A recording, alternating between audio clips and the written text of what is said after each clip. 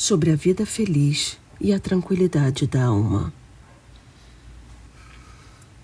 Parte 2.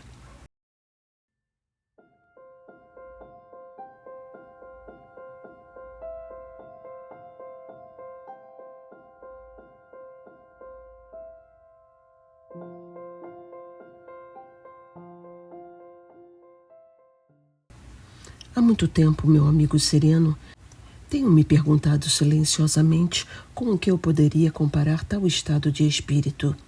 Acho que nada mais se assemelha a isso do que a conduta daqueles que, após se recuperarem de uma longa e grave doença, ocasionalmente experimentam leves toques e pontadas.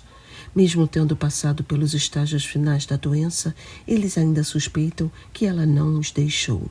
Mesmo estando em perfeita saúde, eles apresentam o pulso para ser medido pelo médico e sempre que se sentem quentes, suspeitam que a febre está voltando. Tais homens serenos não são doentes, mas não estão acostumados a estar saudáveis.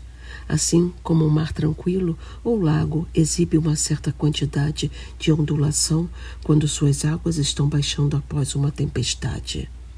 O que você precisa, portanto, não são esses remédios mais severos aos quais foi feita a alusão.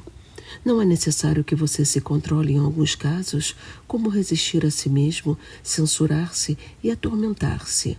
O que você deve adotar é a confiança em si mesmo e acreditar que está seguindo o caminho certo, sem ser desviado pelas numerosas trilhas divergentes de andarilhos que cruzam seu caminho em todas as direções, enquanto alguns se extraviam bem próximos do caminho. O que você deseja, não ser perturbado, é uma grande coisa, a maior de todas, e algo que eleva um homem quase ao nível de um deus. Os gregos chamam essa calma firmeza da mente de eutimia, e o tratado de Demócrito sobre isso está excelentemente escrito. Eu chamo isso de tranquilidade, pois não há necessidade de traduzir tão exatamente para copiar as palavras do idioma grego. O ponto essencial é marcar o assunto em discussão por um nome que tenha o mesmo significado que seu nome em grego, embora talvez não a mesma forma. O que estamos procurando, então, é como a alma pode sempre seguir um curso estável e sereno, estar satisfeita consigo mesmo e olhar com prazer para o que está a seu redor, sem experimentar nenhuma interrupção dessa alegria, mas permanecer em uma condição pacífica, sem estar sempre alegre ou deprimido. Isso será chamado de tranquilidade. Agora vamos considerar, de maneira geral, como isso pode ser alcançado para que você possa aplicar o remédio universal ao seu próprio caso. Enquanto isso, devemos trazer à luz toda a doença e cada um reconhecerá a sua própria parte nela. Ao mesmo tempo, você entenderá que sofre menos por sua autodepreciação do que aqueles que estão presos por alguma declaração ostensiva que fizeram e são oprimidos por algum grande título de honra, de modo que a vergonha, e não sua própria vontade, os obriga a manter a pretensão. A mesma coisa se aplica àqueles que sofrem de inconstância e mudanças contínuas de propósito. Há uma intensificação de todos esses sintomas quando a aversão à miséria laboriosa leva à ociosidade e a estudos secretos que são insuportáveis para uma mente ansiosa por participar dos assuntos públicos, desejosa de ação e naturalmente inquieta. Porque, é claro, encontra poucos recursos em si mesma.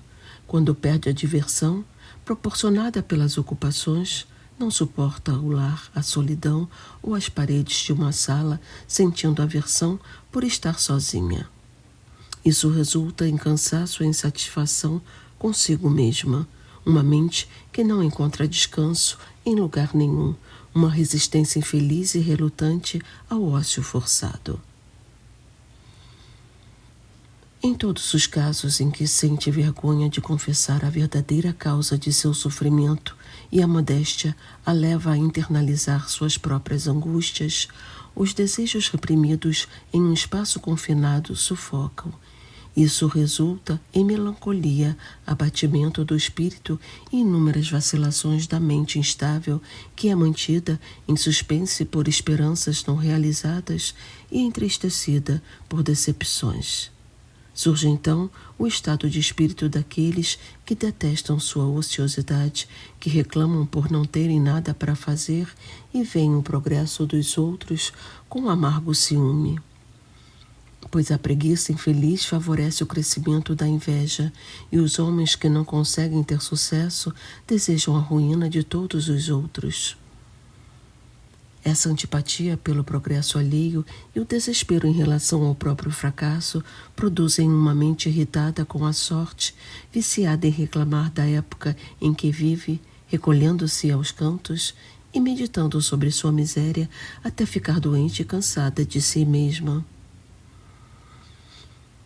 Por natureza, a alma humana é dinâmica e pronta para a ação, apreciando tudo que a estimula e distrai, e ainda mais gratos são aqueles que nascem com os piores instintos, encontrando prazer na desordem de suas responsabilidades. É como algumas feridas que anseiam pelas mãos que as ferem e sentem prazer em serem tocadas, assim como a coceira fedorenta gosta de qualquer coisa que a alivie.